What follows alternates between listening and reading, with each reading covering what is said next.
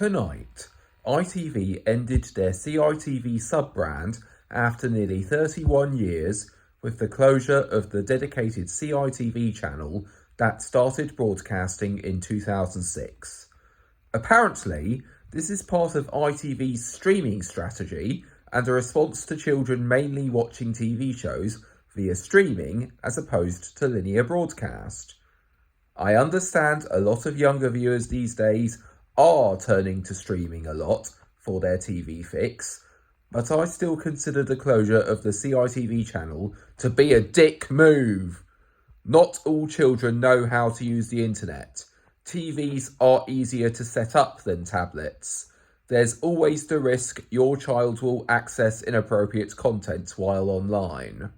Furthermore, ITV's approach to children's programming in recent years, for the most part, has been pitiful, producing almost no original kids programming, over-reliance on imports and reruns of a select few shows, no HD feed of the channel, or even a +1 feed.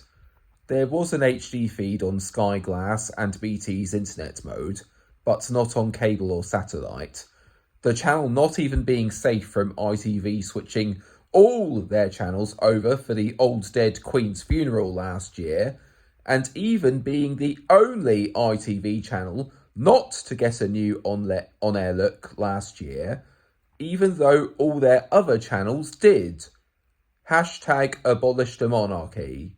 Another sign that ITV pretty much don't care about kids' TV anymore is that they've been promoting a lot of their adult shows on their kids channel, including This Morning and Loose Women, looking as if someone was sleeping on the job. As for imported shows, do I think imported kids shows are bad? Far from it. Many of my favourite shows on the CITV channel in recent years are imports, including Craig of the Creek, Captain Underpants, and Looney Tunes cartoons. But then again, this may be because cartoons are my bread and butter when it comes to TV and film. Even so, for ITV to have gone from really challenging the BBC's kids offering to now largely seeing children's programming as an afterthought is inexcusable. Also, I hear that a lot of the new shows in the pipeline for their new kids offshoot of their ITVX streaming service are imports. Another sign that they're largely just making it look like they care more about kids than they actually do. I am aware that ITV will not be dropping kids programming from linear TV altogether. ITV2 will now air kids shows every morning, but they won't be using any special kids branding during said programming, whereas their preschool programming on ITVB is a block called Little B. Oh wait! One area where I feel ITV have really dropped the ball in the last 12 or so years is preschool programming, but we'll get back to that. First, here's the history of CITV, the best I can explain it, without going into too much detail and researching to an extent that would keep me up all night. By the time CITV launched as a block on ITV in January 1983, children's shows on ITV were not new. They've aired kids' shows before without a designated block, and had a special Saturday show for kids known as Tiz Was. But, at the tail end of 1980, introduced a kids' block called Watch It. Children's ITV replaced Watch It in January 1983, and throughout the rest of the decade was how children all over the UK could watch He-Man, Thomas the Tank Engine and Friends, Danger Mouse, and many more. I was born in 1987, and although I have no memory of anything before 1990, I can tell you that I did watch a good amount of CITV and children's BBC up until shortly into 1996, when my family and I got Sky, as a result of which I ditched the basic 4 channels in favour of Nickelodeon, Cartoon Network, TCC and, launching later that year, Fox Kids. I don't remember my exact CBBC to CITV ratio, but shows I enjoyed on CBBC over the years included Banana Man, Funny Bones, Ninja Turtles, Brum, The Chipmunks, The Animals of Farthing-Wood, Rugrats, Mighty Max, Spider-Man, Okie Doke, and I'm sure there are others, but that's all I can think of right now. On the CITV side, shows I enjoyed include Count Duckula, The Real Ghostbusters, Rosie and Jim, Tasmania, The Gingerbread Man, Tiny Toon Adventures, Art Attack, Old Bear Stories, Bad Influence, Funhouse, Terror Towers, Animaniacs, Budgie the Little Helicopter, Zap, and didn't they air Toxic Crusaders? Also in the 90s, both CITV and CBBC each had good Saturday morning shows. The BBC had Live and Kicking, and ITV had What's Up, Doc? Both of which I remember fondly. Remember that Hugo the Troll game What's Up, Doc? Had at one point? In 1999, ITE Media released a PlayStation version, and I have it. I also know that until September 2010, Channel 3 was occupied by a different company for 3.5 hours every morning. TVAM from 1983 to 1992, GMTV from January 1993 to September 2010. My memories from before 1993 being limited and all, I don't remember the name Timmy Mallet, but I do remember that Purple Mallet puppet sidekick he had. And although I don't remember actually watching Captain Planet, one of the shows that TVAM aired as part of their Cartoon World block, I certainly was aware of it. GMTV, although I don't like how they got to replace TVAM, I'll explain later, and I hear their talk show news stuff isn't as good as what TVAM had, could well have had the best kids' TV offering in the UK for those without a pay TV package. They were part-owned by Disney, so they aired DuckTales, Chip 'n Dale Rescue Rangers, Goof Troop, Bonkers et al. Many mornings. And despite Disney not buying Power Rangers till the early 2000s, GMTV was how those of us without Sky got to watch the original Mighty Morphin Power Rangers, which now airs on Trace Vault, if you have Sky or know how to manually tune your FreeSat box. I've also heard that shortly into the 2000s, GMTV aired an episode of Power Rangers Lightspeed Rescue that Fox Kids refused to air. With digital television entering its stride shortly into the 2000s, ITV launched a whole host of digital exclusive sister channels, including ITV2, 3 and 4. GMTV got to occupy mornings on ITV2 as well as those of ITV1. GMTV's main talk and news stuff still occupied ITV1 on weekday mornings, and their weekend kids programming was still almost always Disney. You'll have to fill me in on times when they didn't. What with Dig It and later Diggin' It. But on ITV2, they had Up on the Roof, which aired a whole host of kids' shows that aren't Disney. For whatever reason, I don't know if this was due to Disney selling part of their ownership of GMTV or whatever, but shortly into 2005, GMTV replaced Diggin' It with Toonatic, which aired cartoons from not just Disney, but also Nickelodeon and other companies. Despite Toonatic airing weekends on ITV1, GMTV ended weekday morning block Up on the Roof on ITV2 as well. Did the end of Up on the Roof mean the end of GMTV airing kids programming on ITV2? No. They continued to air kids programming on ITV2 with out-of-vision continuity under the name GMTV2 Kids. In the mid-2000s, not counting GMTV's kids offering, ITV, for whatever reason, really cut down on the amount of kids programming they were offering. Yes, CITV was still a thing in 2005, but they really reduced its hours. It's like they largely saw it as an afterthought. Sure, in 2005, Cartoon Network and Jetix were my two main channels. TCC closed in 1998, whereas Jetix was what Fox Kids rebranded as at the beginning of 2005. But I still feel it was wrong of ITV to cut down on their kids' offering, especially when you look back on how they competed with the BBC's kids' offerings in the 80s, 90s and early 2000s. Not to mention, shortly into the 2000s, the BBC gave their CBBC block its own channel and also launched a dedicated preschool channel, CBeebies.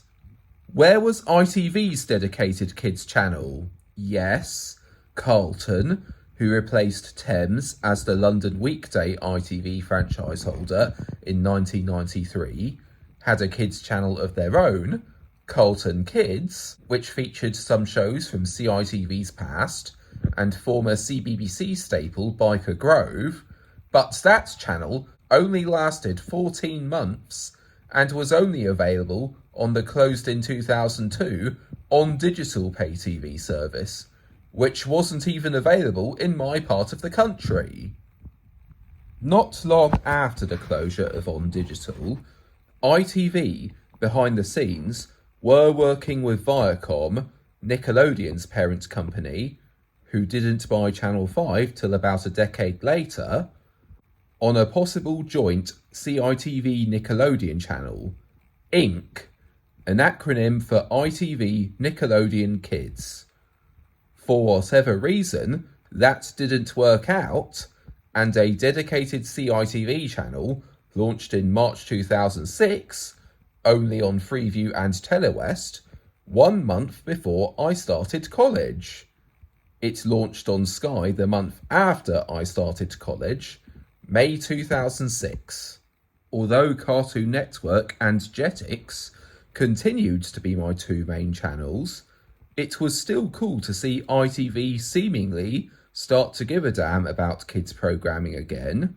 Not to mention, it was great to finally be able to watch the later seasons of the 2000s Ninja Turtles cartoon, which Jetix gave up on after season 3. Okay, unpopular opinion time.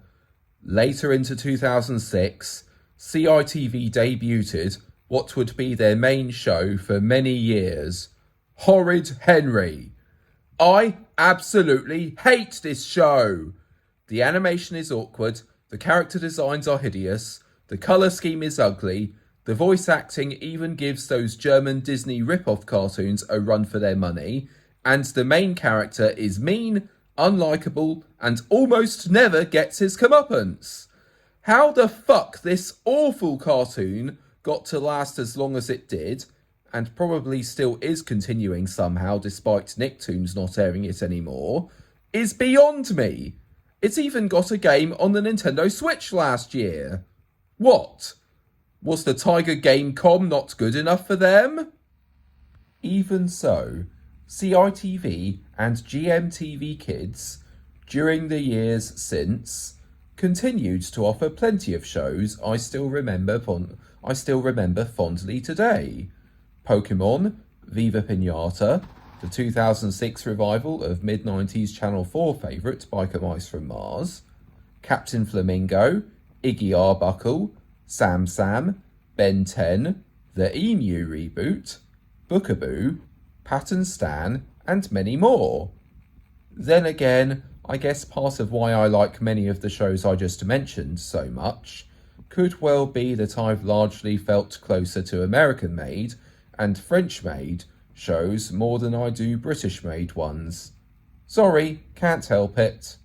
Despite preschool programming being something I haven't had the best relationship for most of my life, to the point where it took the introduction of Lion King spin-off show, The Lion Guard, to get me to start watching Disney Junior, and also to the point where Dora the Explorer was my most hated cartoon until it came to my attention how much worse Peppa Pig and Caillou are.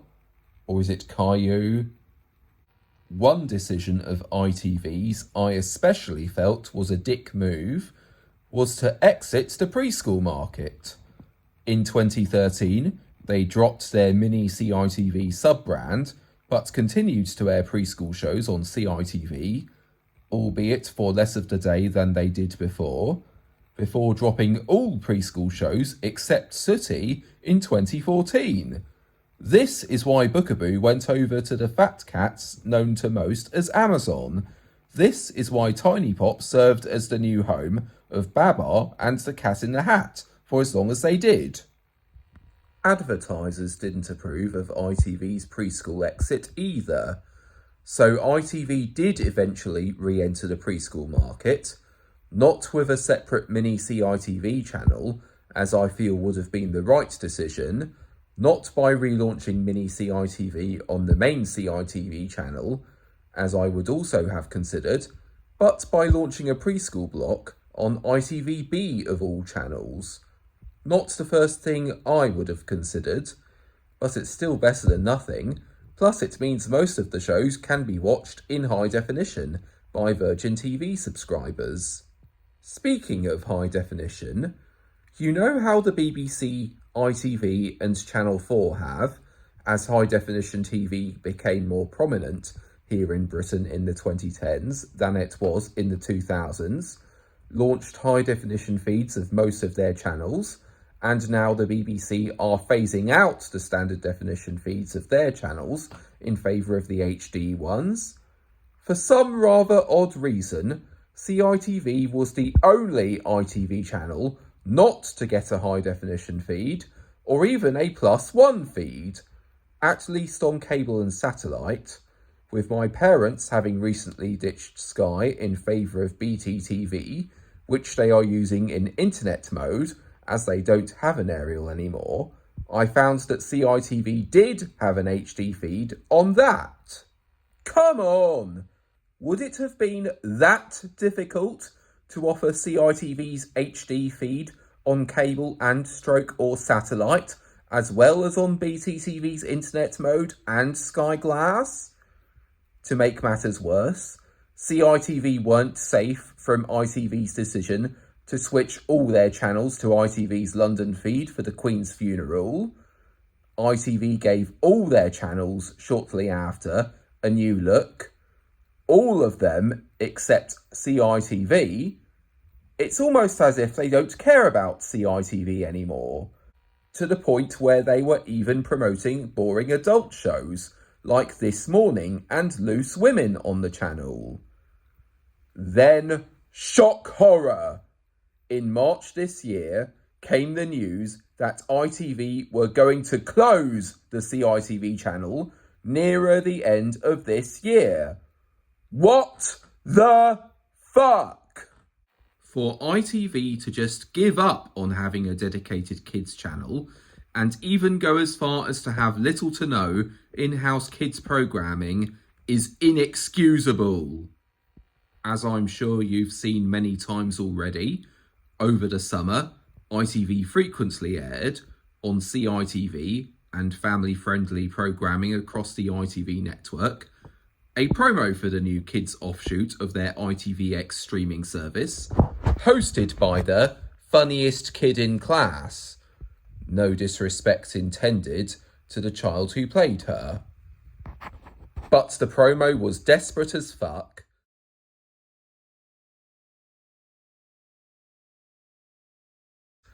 It didn't air anywhere outside ITV, and it showed no foresight for the consequences of relying only on streaming for all your viewing needs. How would you like it if, 30 years from now, you wanted to show your future son or daughter the stuff you watched as a kid, but thanks to those shows no longer being available on any streaming service, you have no way to watch them at all? This is why we still need to record content to preserve for years to come, and this is why we still need movies and shows to keep getting released on physical formats like DVD and Blu-ray. Before we continue, let's recap. ITV had been airing kids shows for many years, but it wasn't until 1980 that they launched a dedicated kids block in the form of Watch It. They replaced that with Children's ITV in 1983, which became just CITV later on. Some old CITV shows returned to TV via the short-lived on-digital channel Carlton Kids. A proper fully-fledged CITV channel came in 2006, 4 years after the BBC launched a standalone CBBC channel. Both channels continued to deliver into the 2010s, but ITV started to not care about CITV so much, and have now shut it down in favour of a kids' offshoot of their ITVX streaming service. I keep getting told streaming is the way forward.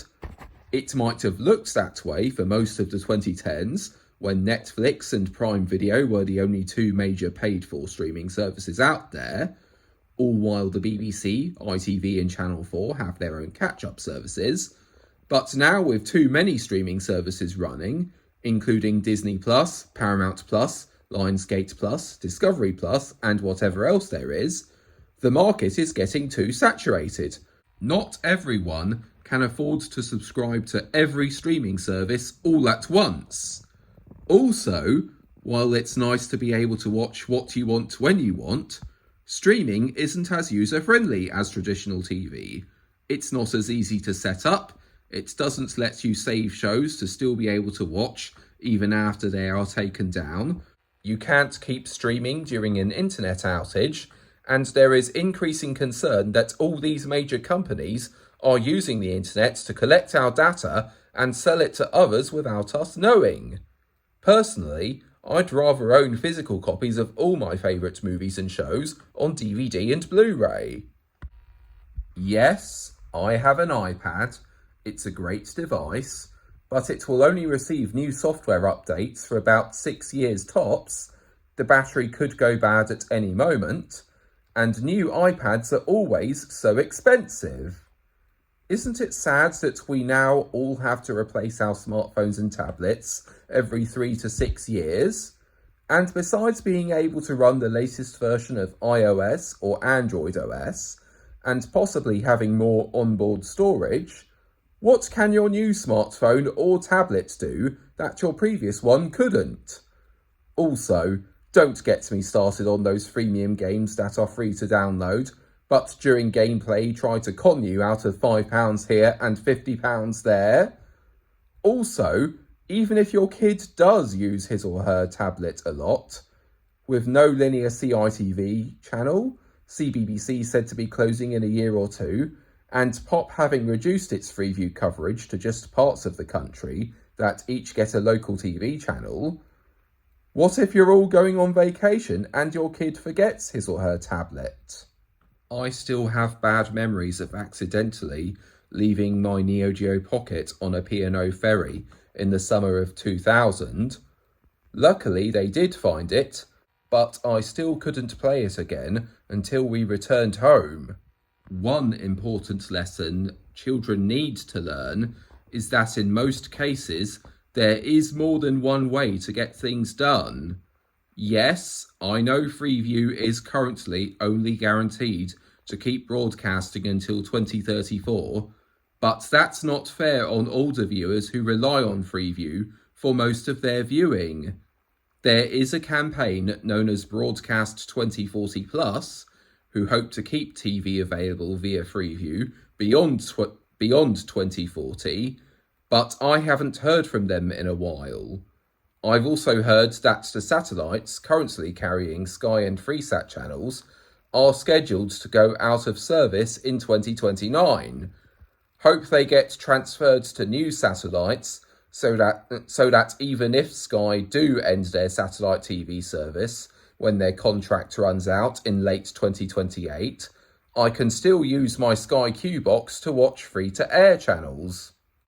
If I haven't already properly established, I feel it is wrong to let streaming be the only way we can watch TV. It means we can't easily preserve our favourite shows for future generations to enjoy. It means we can't watch certain shows once they are taken off the service in question. It means certain shows can be edited any way they want. Price increases can come at any time. Password sharing may get cracked down on. Episodes of certain shows might be missing altogether. It's all so anti-consumer. Also, it's much nicer to be able to gather around the TV with your family and or friends to watch something, rather than all of you huddling around a tablet or something. I still swear by my Sony PSP. It's a great handheld. Not only is it home to many great games, but you could also buy movies and TV shows for it on the UMD video format. Once in college, I was sharing my new MD of Ice Age with some friends. We were on the couch, all our eyes focused on the PSP, and then at one point, a staff member comes in and asks us, "Don't you have anything we can all watch on the big screen?" referring to the living room TV. And since I didn't have any of my own DVDs with me at the time, another student brought down many of hers.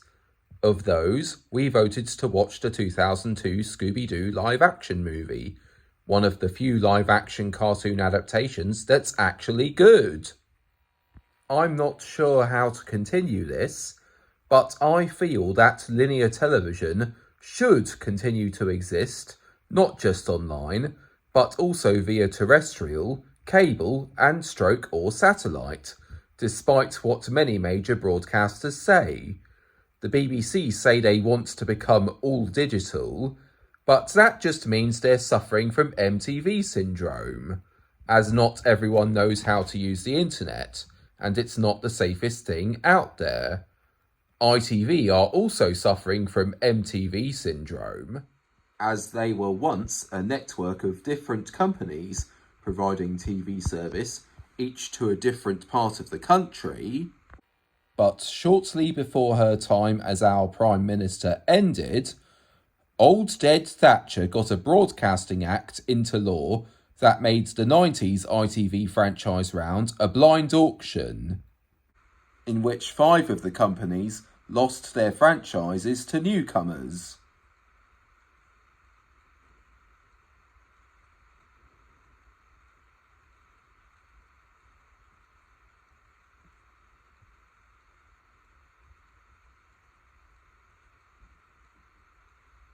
Including breakfast franchise holder TVAM, losing to GMTV, and teletext franchise holder Oracle, losing to Teletext Limited.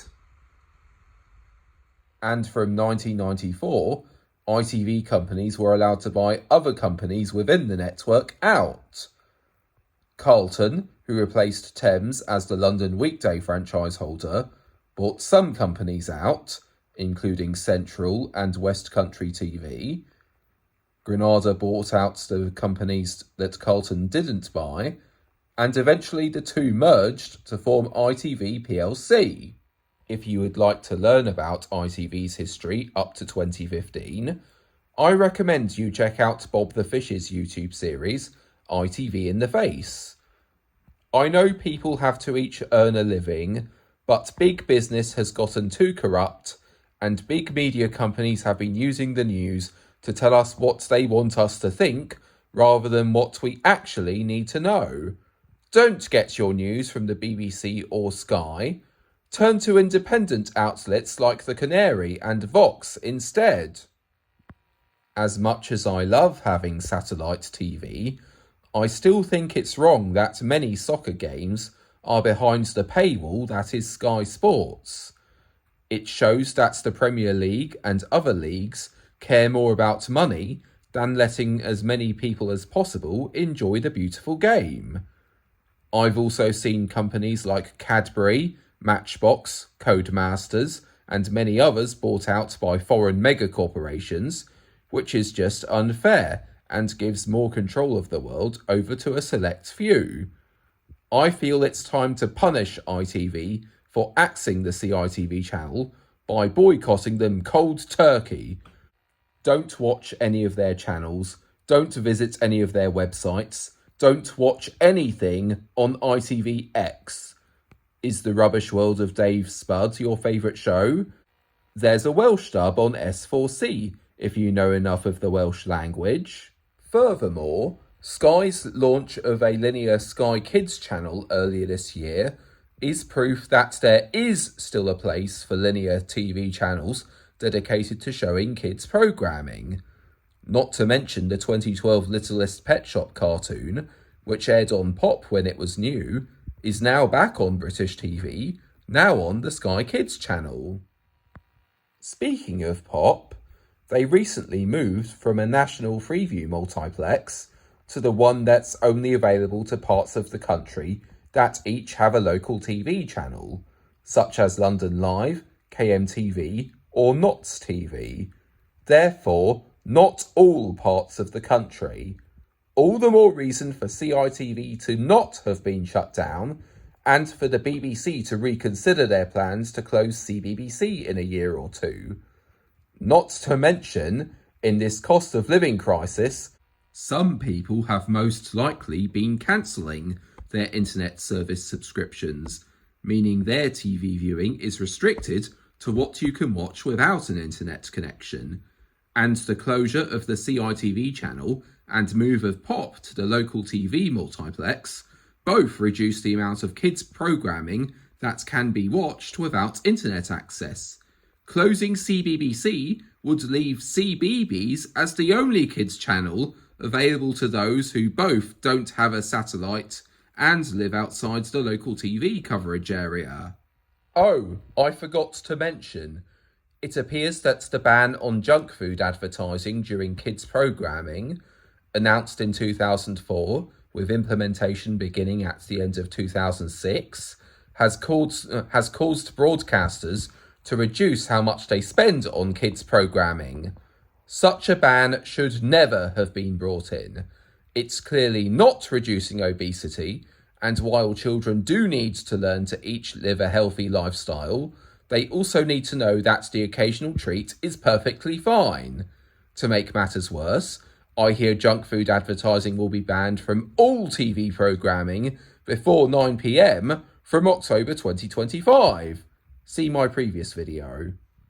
Because ITV have not only closed CITV, but also because they played their part in getting the Tories their supermajority in Parliament in December 2019 by not inviting then Lib Dem leader Jo Swinson to their election debate, and because they have become the corrupt company they are now, thanks to old dead Thatcher, I now want the whole ITV company shut down completely. Let's not just stop watching ITV altogether, but also tell everyone you know about this cause, get hashtag boycott ITV and hashtag shut down ITV trending on social media, and do more to hold our corrupt government to account. Not all TV has to be streaming. Pop and Tiny Pop have been airing some Netflix shows in recent years, including The Mr. Peabody and Sherman Show, Trolls The Beat Goes On, True and the Rainbow Kingdom, and just recently Tiny Pop started airing Corey Carson. Despite Disney's streaming push, CBeebies have started airing Spidey and His Amazing Friends last year. Plus, another Netflix cartoon, Chip and Potato, started airing on Channel 5's Milkshake block earlier this year. Also, you can buy Apple TV Plus movie Wolf Walkers on DVD and Blu-ray as part of Cartoon Saloon's Irish Folklore Trilogy box set. I hope, at the very least, to ensure kids' programming on linear TV continues to be widely available, STV will please consider launching their own kids channel, and in addition, S4C will please consider launching a dedicated Stawunch channel. Ideally, I'd like Channel 4 to re-enter the kids' TV space. I'd love to see Channel 4 launch Channel 4 Junior. Channel 4 may not have been the number one source of kids programming in the 80s and 90s. They did show some throwaway stuff like Hammerman, Pro Stars and Little Shop, but they also showed some really good stuff like Ovid and the Gang, Sonic the Hedgehog, The Adventures of Tintin, Biker Mice from Mars, and Earthworm Jim. I'd love to see Channel 4 re-enter the kids' TV space with their own dedicated kids channel now. It could start with an assortment of cartoons imported from Europe, reruns of those one-off cartoons they've been showing most Christmases in recent years, reruns of stop-motion For Schools cartoon Four Ways Farm, and I'd also like to see reruns of classic cartoons from throughout the 80s, 90s and 2000s. Plus, more importantly, I'd love to see Channel 4 make some original kids programming of their own. There are reruns of classic primetime shows on TV all the time. Why aren't there many reruns of classic kids shows? A few more things I need to bring up before I forget. I really don't like all this stuff I've been hearing about physical home video formats, like DVD and Blu-ray disc, being on the way out. I feel we deserve every right to own hard copies of our favourite movies and TV shows, especially with the streaming market becoming too saturated, Disney Plus upping their prices, and Netflix cracking down on password sharing. Yes, Disney did just recently stop releasing new titles on DVD and Blu-ray in Australia and New Zealand, but the Disney Plus price hike will hopefully make them regret that move, as more people will leave the service and hopefully decide they should start buying DVDs and Blu-rays again. Not to mention, Disney Plus moving 4K to a new higher-priced subscription tier gives people that much more of a reason to buy their favourite movies, if available on this format, on 4K Blu-ray. Because here in the UK, our Blu-rays are Region B, same region as Australia and New Zealand use. Residents of the latter two countries can import Blu-rays from over here and use them on their Blu-ray machines without modification. Do you want what you can watch to be restricted to only what's available on the streaming services you can afford to subscribe to? Didn't think so.